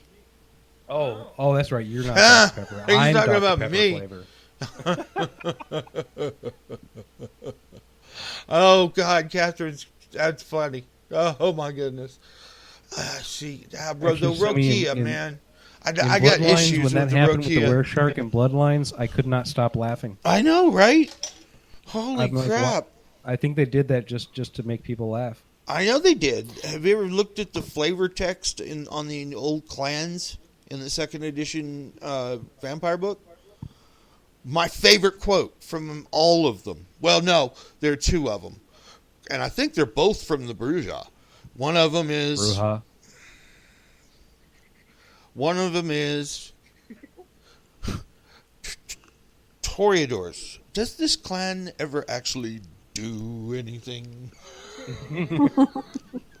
And the other one was... about my clan was, this is what happens when you tell a bunch of D&D nerds their spells are real. I just like in the revised Giovanni clan book where they're describing other clans. That one, actually, the title of that is "Everyone But Us Is Stupid," and then it lists how the Giovanni feel about each clan. Okay, guys, we're at time. That was a good one to go out on too. So I want to thank our guests tonight, Molly and Sarah. Sarah, always a pleasure. It was nice to be on. Absolutely, and Molly, we'll get you back on. Your boyfriend's my co-host, kind of. It's kind of inevitable. I try. Yeah, no, right? So, and I want to thank all of the wonderful guests in the Peanut Gallery tonight. You guys are awesome. I think that's been really full tonight. I've really It was. enjoyed No, it we tonight. peaked out at 8. I was actually pretty pleased. I was like, we're not as close to our record, but I mean, I think our record was 13. But and I can't even remember what show it was. It might have been one of the made shows. I think it was a Changeling show, actually. Wasn't it? Okay, No, maybe yeah, it was. No, yeah, we had a big turnout for that one. Okay, so Yeah. I want to thank all of you guys in the gallery tonight. You were wonderful. I will go set up. It says, damn it, we lost out the stream there for a second. I guarantee you got cut off. Let me look here at my. See, this is what we're trying to accomplish. Is I've been trying to come up with a way of buying a new machine, or at least parts for a new machine. I've already got cases out the ass. I just need to buy, Mobo and RAM and actually an operating system. We're still on it. Huh? We're still streaming through, man. Yeah, I know. Oh, okay, sorry. We glitched but it was a real short one. I see there we've been flirting with that damn organization all night. All right, so I want to thank you guys for the idea for the Patreon. Shit, I'll give it a try. Why not? So and it might behoove us to do two things: get a new potato to run the show on, and get pop mics, so certain people will be loud and clear. Eat me. And pop mics are cheap on Amazon. They're awesome. And they come with the boom and everything. So you No, just I've got like a drawer full of them. I just have to find the one that pop works. mics. The ones I know like what they you're use in talking radio about. stations. I know what you're talking about. Okay. The ones My with- suggestion, and it's entirely up to you guys what Okay. you want to do. I am recording right now on a gaming headset that cost me all of $30, and I sound good. So You do, and I'm doing the same thing, really. But Yeah, I was just thinking about we can get him a pop mic so that he No, I can just actually- I have to continue to go through my drawer of USB Rock Band microphones. All right, gotcha. Okay. Yeah, I have like 2 of them that actually work really well. I just have to figure out which 2 they are. What's that? What have you thought about running live plays? Oh yeah, playing a game live on the air. There've been some requests in the past for us to do that, but scheduling is an issue sometimes for the guests. Yeah. So we try to. We do 2 hours, or a little over sometimes, and we do. These conversations work; they really do. Listening to somebody play a game, oddly enough, isn't as rewarding as, well, at least not to me. It's actually I don't even have to play. I'd love to just sit in the room and watch somebody play, but I just don't know that anybody would be interested in listening to us play, unless. Other than you, Catherine. Oh, and Twitch kind of requires me to upgrade my tech a little. So to get video quality or at least high band audio. Like